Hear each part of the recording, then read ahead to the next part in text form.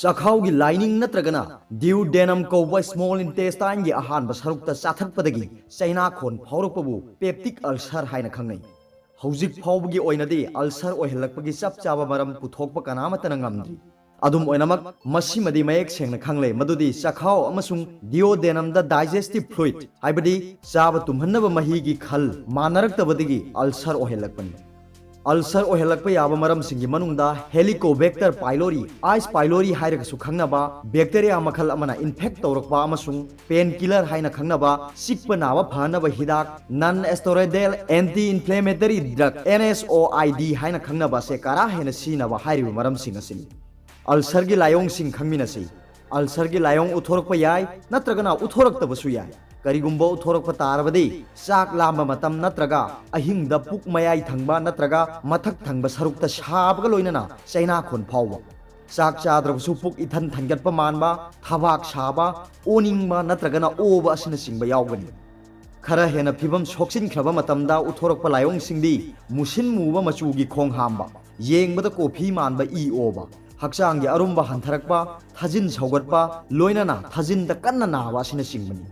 ayamba matamda masa mathanta phajakiba tarabasu ulcer gi layong uthorokpa matamda thausadaba taraina lawba tawbiroidabani matam jana ningthina layeng hodrabadi sakhaw hoba I thokpa sakhaw ga small intestine ga samnaba mari phunba yauna khudong thiba kya tholakpa yai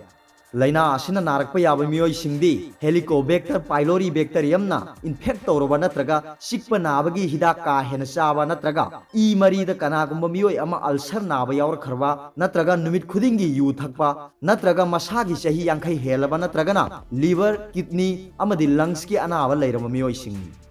ulcer layeng bagi maru iba pandamdi ahan bada chaina khon kokhanba ani subada chathat iba mafamdo oisil hanba amasung ahum subada atai khudong chadaba sing thoandaba haibasini maikhu sinaba lebhanba yu thakpa tokhanba amasung painkiller sahandaba haiba risk factor hanthanabagi thawrang asina layeng pathap ki ahan ba khongthang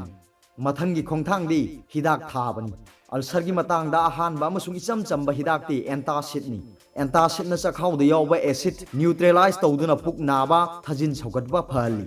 hiram sida khang hairaba doctor amaga tana duna tangai phadaba hidak langthak punamak chang naina amasung matam suna chagadabani matam chana layeng labadi irai laina phanba ngamba anabani isa na lakhut chaba yaba section thorang singi manungda maikhu sijina daba yu thaktaba amasung yariba makhai sikpa nabagi hidak painkiller chadaba sina singba yawri ulcer naba miyoi singna nongmagi manungda ngaihak matam kaithoktuna meditation tawraga wakhal charang naba kokhan naba honagadabani chang naina hakchang sajel tawbusu kanagani hakchang sajel tawbu matamda endorphin kawba hormone makhal ama release tawraktuna wakhal nungai hali amasung chaina khon hantahali peptic ulcer haibase mahikna thonbanina masibu ngakthoknaba vaccine amadi soidana puthorakani lam asida thijin humjin basingna yamna kanna vaccine puthoknaba honari adum oinamak marak sida lawkhatpa yaba section thorang khara panjari charamdai natrabasu ayamba matamda khut sa sengna hamdokadabani maikhu sijinaroidabani karigumba sinaba tarabadi hainabi ase thadoknaba honagadabani